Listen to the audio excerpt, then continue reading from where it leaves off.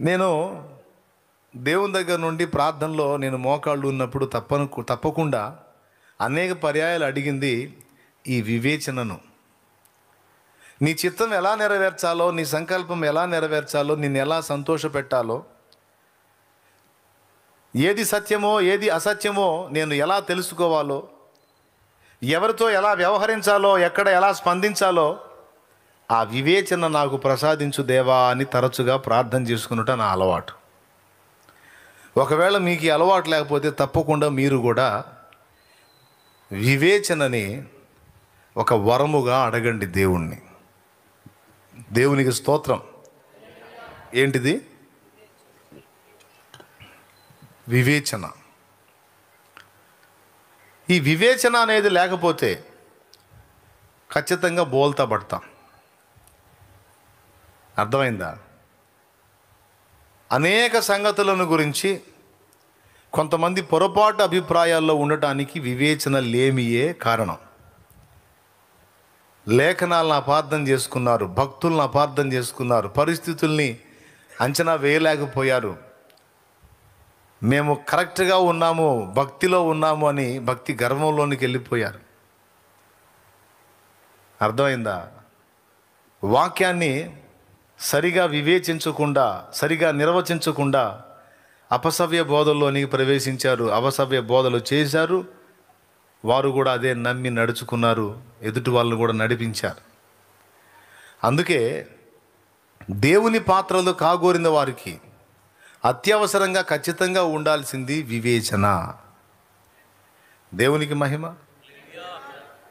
యుద్ధంలో ఉన్నటువంటి ఒక వ్యక్తికి, యుద్ధరంగంలో ఉన్న వ్యక్తికి అత్యవసరంగా కావలసినది ఏమిటి? యుద్ధరంగంలో ఉన్నవానికి ప్రత్యర్థిని ఎదుర్కోవాలంటే అత్యవసరంగా ఉండవలసినది ఏమిటి? వివేచన. మరి ఆయుధాలు అవసరం లేదా? అందుకే ఇప్పుడు నేను వెంటనే నాకు తెలుసు వివేచన అంటారని. మీరు ఆ మొక్క చెప్పేటప్పుడే వివేచించాలి. మీరు వెంటనే తొందరపడ్డారు ఎందుకు? ఇట్లా క్యాచ్ అవుతారనమాట. ఇప్పుడు నేను ఒక మాట చెప్పానంటే ముందు ప్రసంగంలో వివేచన మనకు ఉండాలని చెప్పినప్పుడు, నేను ఈ ప్రశ్న వేసినప్పుడు చెప్పే నేనే అంత తేలిగ్గా ఆన్సర్ దొరికేటట్టు చెప్తానా? చెప్పండి. ఉంటుంది కదా, ఏదో మెలుగు ఉంటుంది కదా. కాబట్టి డింగుమని వివేచన, ఆ వివేచన ఒక్కటి పెట్టుకొని పోతే యుద్ధంలో తనులు తినరాడా? యుద్ధంలో ఏమేం కావాలి? బలం ఉండాలి, ఆయుధాలు ఉండాలి, అన్నీ ఉండాలి కదా. ఇప్పుడు చెప్పండి, ఏది అవసరం మీరు చెప్పండి. చెప్పండి. యుద్ధరంగంలో ఉన్నవానికి ఏది అవసరం? ఏమవసరం అంటే వివేచన అనుకున్నాం. మళ్ళీ ఇంక రెండు చెప్పావు నువ్వు, ఇప్పుడు ఏది చెబితే ఏం తిప్పలో అని ఇప్పుడు సైలెంట్ అయిపోయారు. అంటే ఇది వివేచన. ఇప్పుడు ప్రవర్తిస్తున్నారా వివేచనగా? అన్నీ అవసరమే అంటున్నాడు విజయ్. అన్నీ అవసరమేనంట, బలం అవసరమేనంట, ఆయుధాలు అవసరమేనంట, వివేచన కూడా అవసరమేనంట. బలం సహజంగానే మనిషికి ఉంటుంది. ఆయుధాలు లేకపోయినా వివేచన ఉండాలి. నేను చెప్పింది కూడా అదేగా అంటారేమో. వివేచన ఉంటే చాలా అన్నాను నేను, ఇంకా మళ్ళీ సౌండ్ లేదు మీకు. ఇప్పుడు నేను చెబుతా సమాధానం.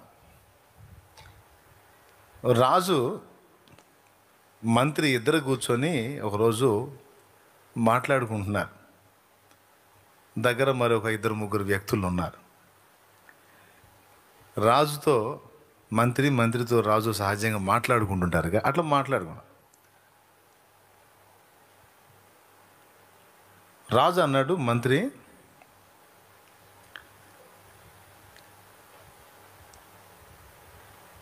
ఆయుధాలు గొప్పవా, వివేచన గొప్పదా అన్నాడు. ఏం గొప్పవి? ఆయుధాలు గొప్పవా, వివేచన గొప్పదా అన్నాడు. అప్పుడు మంత్రి అన్నాడు, వివేచన గొప్పది మహారాజా అన్నాడు. నువ్వు చిక్కావు. వివేచన గొప్పది అన్నావు, మరి ఆయుధాలు లేకపోతే ఎదుటోడి చేతిలో తన్నులు తింటాం కదా అన్నాడు. ఏం కాదు మహారాజా, వివేచన అనేది ఉంటే మనం ఏదైనా చేయగలుగుతాం, వివేచన చాలా ముఖ్యం అన్నాడు. రాజుకు అడ్డు చెప్పాడు. రాజు ఊరుకోలా. ఎట్లా? ఆయుధం కావాలి, ఆయుధం గొప్పది, నువ్వు వివేచన అంటావు అన్నాడు. వివేచన ఉంటే ఆయుధం లేకపోయినా పర్వాలేదు మహారాజా అన్నాడు. మన దగ్గర వివేచన ఉంటే ఆయుధం లేకపోయినా పర్వాలేదు. వివేకం, వివేచన. వివేచించటం అంటే ఎదుటివారు వ్యక్తం చేస్తున్న వాటిని ఆలోచించి గ్రహించటం ఒక అర్థం.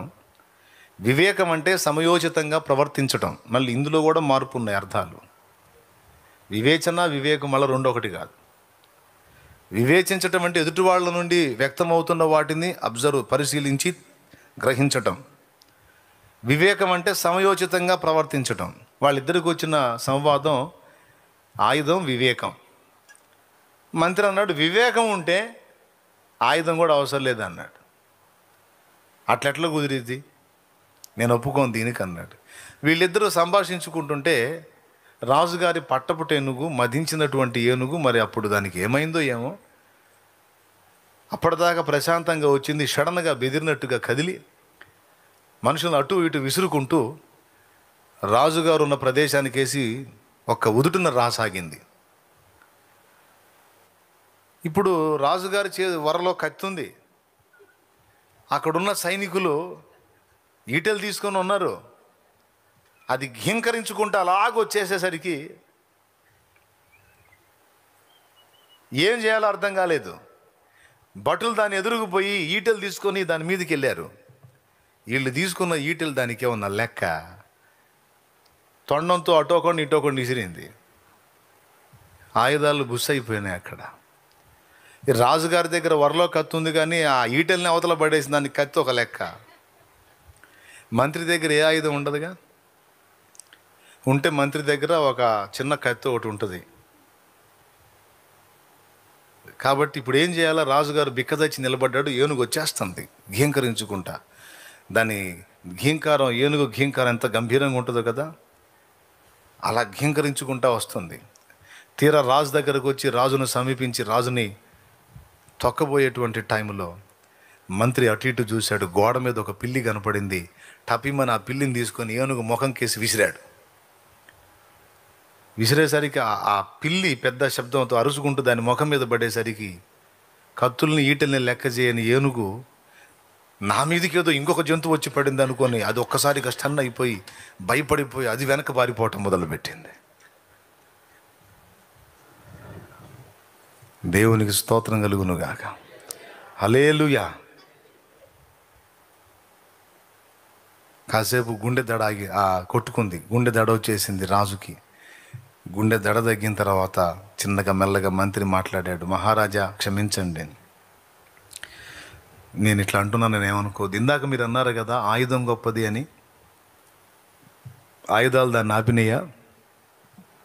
నా చేతిలో ఆయుధం లేదు, వివేకం ఉంది.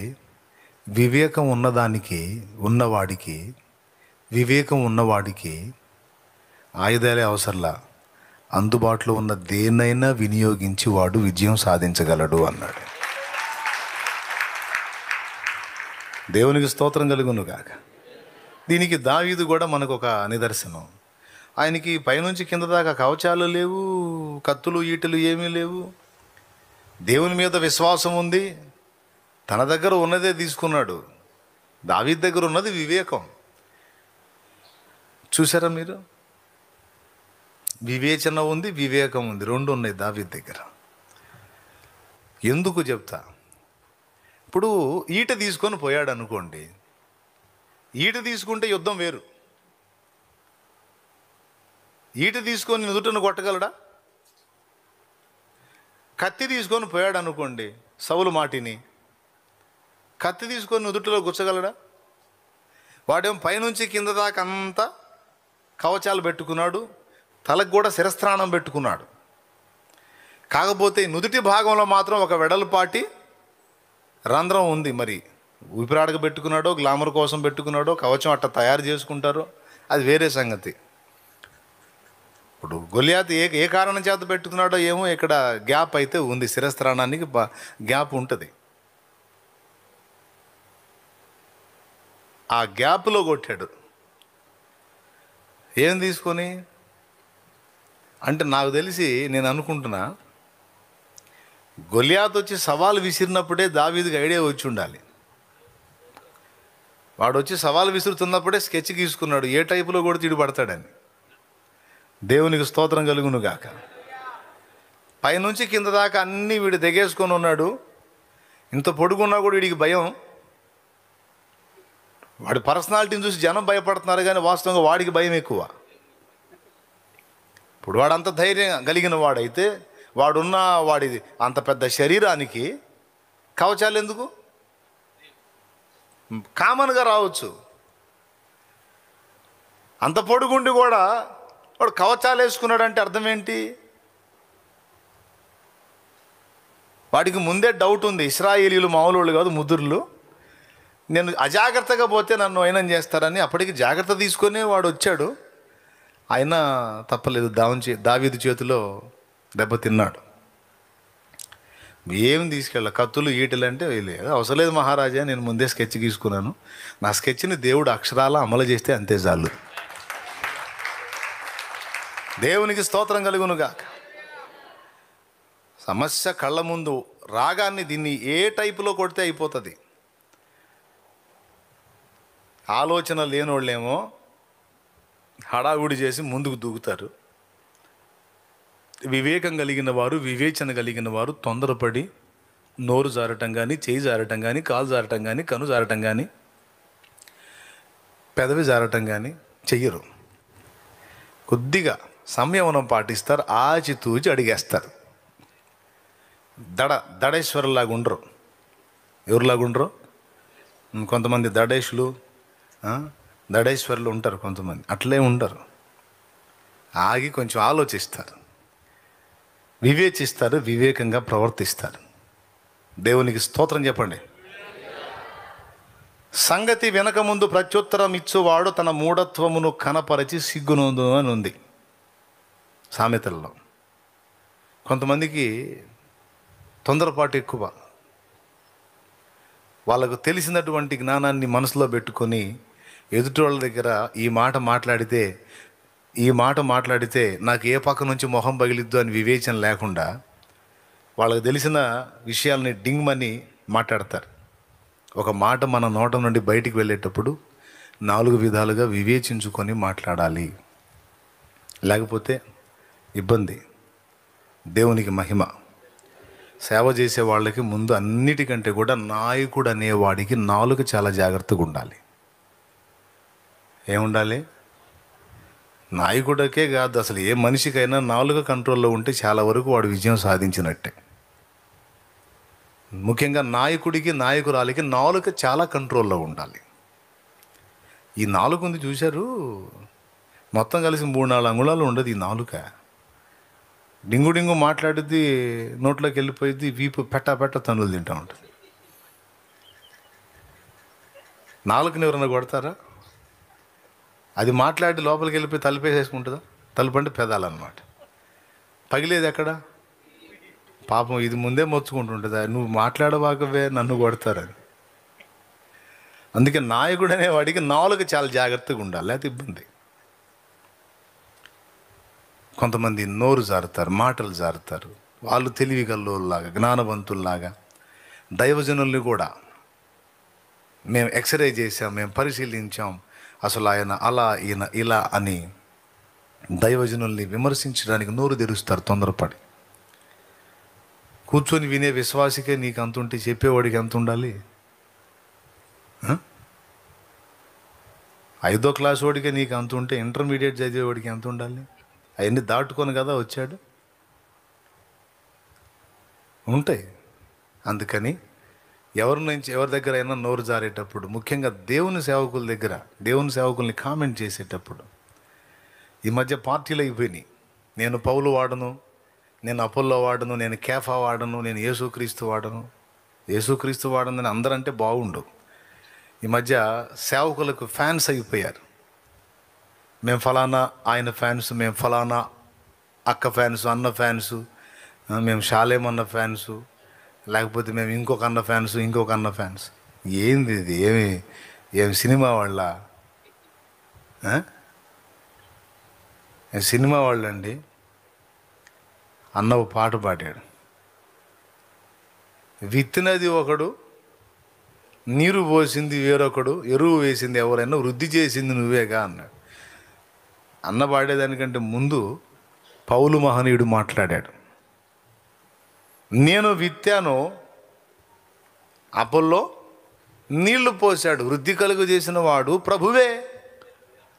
నేను ఏమన్నా సిలువ ఎక్కానా, లేకపోతే అపోల్లో ఏమన్నా ప్రాణం పెట్టాడా? కేఫా ఏమైనా మీకోసం ప్రాణం పెట్టాడా? ప్రాణం పెట్టిన వాడు ప్రభువే కదా. కాబట్టి మీరందరూ యేసుక్రీస్తు వారుగా ఉండాలి. అంతేగాని మనుషుల్ని బట్టి అతిశయపడటం. కొంతమంది ఈ టైప్ మైండ్లు తీసుకొస్తాడు సైతాను గాడు. మా అన్న హీరో, మీ అన్న జీరో, మా అన్న హీరో, మీ అన్న జీరో అనగానే, మా అన్నని జీరో అంటావా, మీ అన్నే దున్నా. మా అన్నను దున్న అంటావా, మీ అన్న పంది. వీళ్ళు పరిశుద్ధ యేసు శిష్యులు కాదు, ఇక చివరికి పరమానంద శిష్యులకి వెళ్ళిపోతారు. గురువుగారు పండుకున్నాడు, ఒరే కాళ్ళు వత్తండ్రా అన్నాడు. మిగిలిన వాళ్ళు ఒకడు విసురుతున్నాడు, ఒకడు చేతులు వద్దు, ఇద్దరు కలిసి కాళ్ళు ఒత్తుతున్నారు గురువుగారి కాళ్ళు. కొంచెం సేపటి తర్వాత ఇద్దరికి వాదన వచ్చింది. దేనికాడో కాళ్ళ కాడే వచ్చింది. అరే నా కాలు ఫలానా టైపులో ఉంది అన్నాడు. నా కాలు కూడా అలానే ఉంది అన్నాడు. నీ కాలు ఒట్టి పనికిమాలిన కాళ్ళు అని టపిమని ఒకడు కొట్టాడు. నా కాళ్ళు కొడతావా, ఎంత ధైర్యంరా నీకు, నీ కాలే పరమ సుంఠకాలు అని కొట్టాడు ఇంకొకడు గట్టిగా. నా కాళ్ళని అంత దెబ్బ కొడతావా, నీ కాలు సంగతి చెప్తా నాకు అని ఇంకా గట్టి దెబ్బ కొడతాడు ఇంకొకడు. ఈ రకంగా మిగిలిన వాళ్ళేమో గురువు తల ఒకడు పట్టుకుంటాడు, చేతులు ఒకళ్ళు పట్టుకుంటారు, ఆ గురువు లేవకుండా పొట్ట ఒకడు పట్టుకుంటాడు. మీరు ఉండండి గురువు గారు, వాళ్ళ కాళ్ళ సంగతి వాళ్ళు తేల్చుకుంటారు. అమ్మ వెధవల్లారా, నా కాళ్ళు రావి అంటాడు ఆయన. ఉండండి గురువు గారు, తేలనివ్వండి. చివరికి పచ్చడి మండలు తీసుకుంటారు వాళ్ళు. దేనికి? ఒకటి కాలు మీద ఒకడు పగ తీర్చుకోవడానికి. మరి వీడి కాళ్ళని తిడితే వాడెందుకు ఊరుకుంటాడు? అందుకని వీడి కాళ్ళని ఇరగొట్టడానికి పూనుకున్నాడు వాడు. మిగిలిన వాళ్ళేమో మీరు ఊరుకోండి గురువు గారు, వాళ్ళ సంగతి ఏదో ఫైనల్ కానీ అంటారు. వీళ్ళు లేవనీరు. చివరికి ఇక ఏం చేస్తాడు, స్వరాన్ని ఉపయోగించి, ఒసేవు కాంతో ఎక్కడున్నావు, త్వరగా తావు, నన్ను చంపుతున్నారు వీళ్ళు, నా కాళ్ళు విరగొడుతున్నారు, అయ్యో బాబోయ్, వామ్మోయ్ వాయో అని కేకలేసేసరికి ఆమె పరిగెత్తుకుంటా వచ్చి, అమ్మమ్మ వెధవల్లారా ఏం చేస్తున్నారా మీరు అని ఇక గందరగోళంగా తిట్టి, అంతటితో పోతారా, ఈసారి చెప్తా నాకురా నీ కాలు సంగతి అని పోతా. ఇప్పుడు ఎవరు గొప్ప, ఎవరు తక్కువ? అంత దేవుని తోటలో పనివారం. అందరం కలిసి యేసునే ప్రకటిస్తున్నాం. అందరి హృదయంలో యేసే రాజు, యేసే దేవుడు. ఎవరు ఎక్కువ, ఎవరు తక్కువ? ఒక దైవజనుని క్రమం నీకు నచ్చింది, మరో దైవజనుని క్రమం నీకు నచ్చింది. ఒక దైవజనుడు వాక్యం చెప్తే నీకు నచ్చింది, ఇంకొక దైవజనుడు వాక్యం చెప్తే ఇంకొకరికి నచ్చింది. అంత మాత్రాన నీకు ఆయన మెసేజ్ అర్థం కాలేదు, నువ్వు ఆయన ద్వేషించడానికి వీల్లేదు. లేకపోతే మరొకరు నువ్వు ఫాలో అవుతున్న దైవజనుని ద్వేషించడానికి వీల్లేదు. అసలు ఆ ఆలోచన, ఆ విధానం, ఆ ధోరణే దుష్టుడు తీసుకొచ్చి పెడతాడు ఐక్యత జడగొట్టడానికి. మీరు ఎవరిని తిట్టినా, ఎవరిని ఘనపరిచినా, దైవజనుల్ని ఎవరిని దూషించినా, ఎవరిని తిట్టినా, ఎవరిని తృణీకరించినా, ఎవరిని తేలిగ్గా మాట్లాడినా, క్రీస్తు శరీరములోని దేవుని ఏర్పాటులో ఉన్న అంగములను, అవయవములనే మీరు తోలనాడుతున్నారు. యేసు శరీరమునే మీరు విమర్శిస్తున్నారని మీరు ఎరుగుదురా? ఎంత తప్పు చేస్తున్నారు తెలుసా? వివేచన కోల్పోయి ప్రభు శిష్యులు పోయి పరమానంద శిష్యులు అయిపోయినారు. మాస్లామణి గారేమో ప్రభు యేసుని శిష్యుడనై, ఇప్పుడు పాట మార్చుకున్నారు మనోళ్ళు, పరమానంద శిష్యులమై అని పాడుకుంటున్నారు ఇప్పుడు. అలాంటి పిచ్చి ప్రవర్తనలో ఎవరైనా ఉంటే స్త్రీలైనా పురుషులైనా బుద్ధి తెచ్చుకోండి, జాగ్రత్త. అతిశయించువాడు ప్రభువునందే అతిశయించాలి కానీ మనుషులను బట్టి ఎప్పుడూ అతిశయపడకూడదు. అర్థమైందా? మనుషులను బట్టి ఎప్పుడూ అతిశయించొద్దు. మనుషులను హెచ్చించి దేవుణ్ణి పక్కన పెట్టే మూర్ఖపు పని ఎప్పుడూ చేయొద్దు. మనుషులు మనుషులే, ప్రభు ప్రభువే. స్తుతి, మహిమ, ఘనత, ప్రభావము పొందనర్హుడు ఆయన ఒక్కడే. ఆయనకి చెందవలసిన మహిమను ఆయనకి చెందేటట్టు మనం జాగ్రత్త తీసుకోవాలి.